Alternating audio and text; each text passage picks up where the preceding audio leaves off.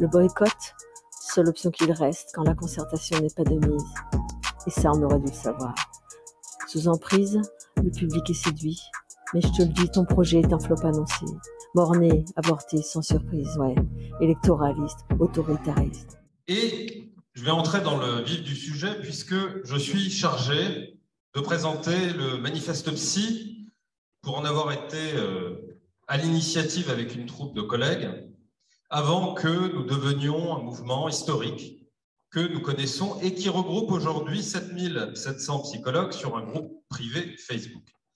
Alors, le manifeste Psy, c'est un collectif constitué en réaction au projet de remboursement des consultations de psychothérapie conduites par des psychologues libéraux et encouragé pour sa généralisation par la Cour des comptes dans un rapport publié le 16 février 2021.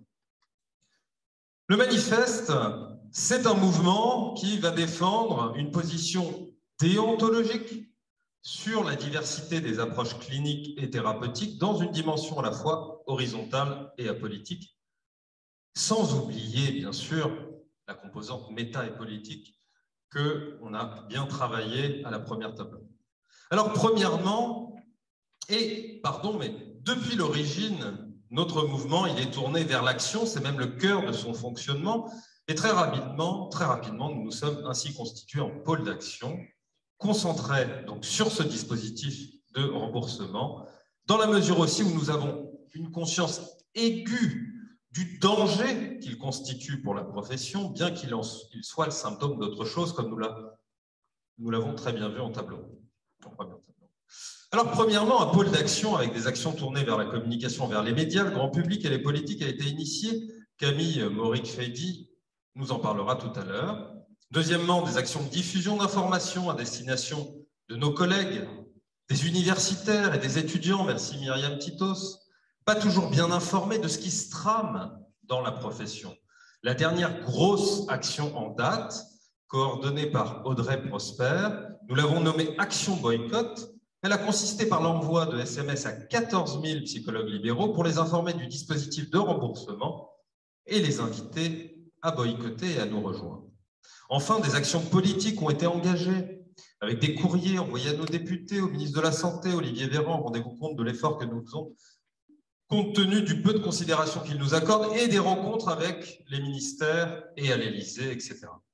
Alors, en parallèle de ces pôles d'action, nous avons constitué des groupes de travail chargés de l'élaboration d'affiches numériques, de flyers, cette vidéo, de la rédaction de témoignages d'expérience de psychologues ayant participé au dispositif d'expérimentation et que l'on retrouve sous la forme de podcast, l'élaboration et l'organisation enfin de liens avec les autres organisations, avec le milieu administratif et juridique. Par ailleurs, 2 associations ont été créées.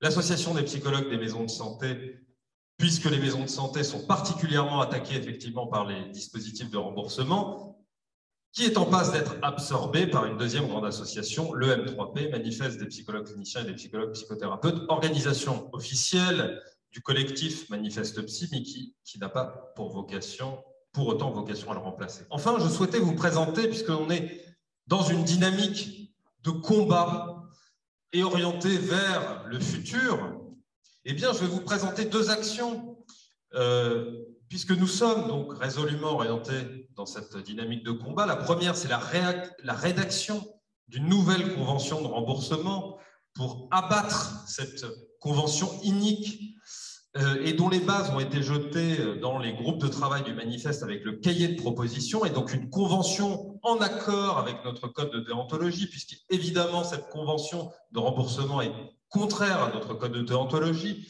et qui donne lieu actuellement à un travail de collaboration avec le syndicat national des psychologues, le SNP, et le SURP par l'intermédiaire d'Albert Tchikov.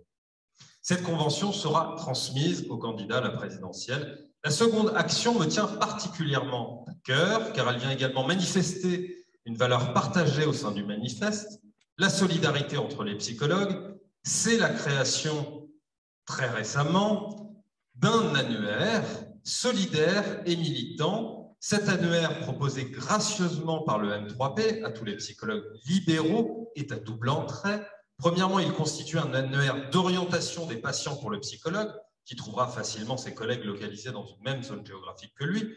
Deuxièmement, il s'agit d'un annuaire pour les patients qui cherchent un psychologue près de chez eux. Mais cet annuaire n'est évidemment pas qu'un simple annuaire. Il a une dimension politique, car c'est aussi un outil de boycott. Il a été conçu pour recenser dans une carte interactive les psychologues qui ne participent pas au dispositif de remboursement généralisé en 2022, puisque tous les psychologues de cet annuaire s'engagent à respecter une charte éthique, leur code de déontologie et par là même participent à la défense de la profession. Et on remercie chaleureusement Aurélie Martin, qui s'est donné un mal fou pour que cet annuaire soit opérationnel à temps pour le forum et que l'on retrouve sur notre site manifeste-m3p.com. Et venez nous rejoindre évidemment en masse sur le manifeste. Merci beaucoup. Le boycott, seule option qu'il reste quand la concertation n'est pas de mise. Et ça, on aurait dû le savoir. Sous emprise, le public est séduit. Mais je te le dis, ton projet est un flop annoncé. Borné, avorté, sans surprise, ouais. Électoraliste, autoritariste.